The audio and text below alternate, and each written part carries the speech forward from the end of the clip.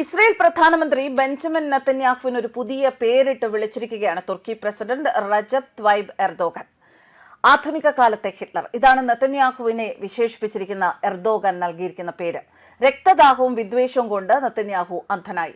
ഗാസയിലെയും ലബനനിലെയും ആക്രമണങ്ങൾ തുടരുന്ന സാഹചര്യത്തിൽ ഇസ്രയേലിനെ കടന്നാക്രമിക്കും എന്ന പരോക്ഷ ഭീഷണിയും അദ്ദേഹം മുഴക്കി. നെതന്യാഹുവിന്റെ പേര് ഹിറ്റ്ലർക്കും മുസോളിനിക്കും സ്റ്റാലിനും ഒപ്പമാണ് ചരിത്രം രേഖപ്പെടുത്താൻ പോകുന്നത് എന്ന് എർദോഗൻ പറഞ്ഞു. ഗാസയിൽ ഇസ്രയേൽ നടത്തുന്നത് വംശഹത്യയാണ്. ഇതിന് നെതന്യാഹു ലോകത്തോട് മറുപടി പറയേണ്ടി വരുമെന്നും അദ്ദേഹം കൂട്ടിച്ചേർത്തു. നേരത്തെ ലിബിയയിലും നാഗോർണ കറാബാക്കിലും തുർക്കി സൈനിക ഇടപെടൽ നടത്തിയിരുന്നു. ഇത് ചൂണ്ടിക്കാട്ടിയ എർദോഗൻ ഇസ്രയേലിന്റെ കാര്യത്തിലും തങ്ങൾ ഇതേ രീതിയിൽ പ്രവർത്തിക്കും എന്ന് മുന്നറിയിപ്പ് നൽകിയിരിക്കുകയാണ്. ഇസ്രയേൽ ഇത്തരത്തിൽ പ്രവർത്തിക്കാൻ കഴിയില്ല എന്ന് ബോധ്യപ്പെടുത്താൻ ഞങ്ങൾ അവിടെയും പ്രവേശിക്കും എന്നായിരുന്നു എർദോഗാന്റെ വാക്കുകൾ.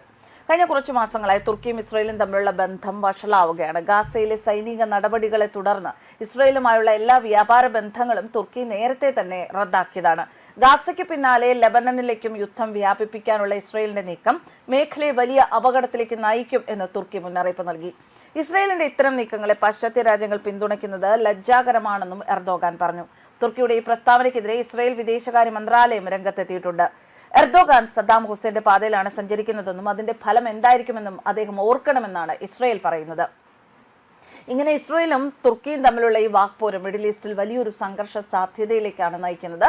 ഇസ്രയേലും തുർക്കിയും ഒരു കാലത്ത് പറയുകയാണെങ്കിൽ സൈനിക വാണിജ്യ ബന്ധം പുലർത്തിയ രണ്ട് രാജ്യങ്ങളായിരുന്നു. എന്നാൽ ഗാസയും പലസ്തീൻ വിഷയവും കേന്ദ്രമാക്കി ഈ കഴിഞ്ഞ വർഷങ്ങളിൽ ഇവരുടെ ബന്ധം വഷളാവുകയായിരുന്നു. ഇപ്പോഴത്തെ ഈ പരസ്പര ആരോപണങ്ങൾ ആ ബന്ധം ഇനി പഴയ നിലയിലേക്ക് മടങ്ങുക എളുപ്പമല്ല എന്ന് വ്യക്തമാക്കുന്നു. എന്തായാലും നെതന്യാഹുവിനെതിരെ തുർക്കി നടത്തിയ പരാമർശം ഒരു വ്യക്തിയെ ലക്ഷ്യമിട്ട ആക്രമണം എന്നതിലുപരി മധ്യപൂർവ്വ ഏഷ്യയിലെ പുതിയ ശക്തി പോരാട്ടത്തിന്റെ പ്രതീകമാണ്.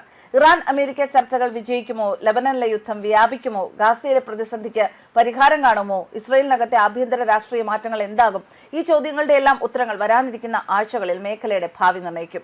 എന്നാൽ ഇപ്പോൾ വ്യക്തമായ ഒരു കാര്യമുണ്ട്. മധ്യപൂർവ്വ ഏഷ്യയിൽ യുദ്ധവും നയതന്ത്രവും ഒരേ സമയം നടക്കുന്ന ഒരു ഇരട്ട പോരാട്ട കാലമാണ് നടക്കുന്നത്.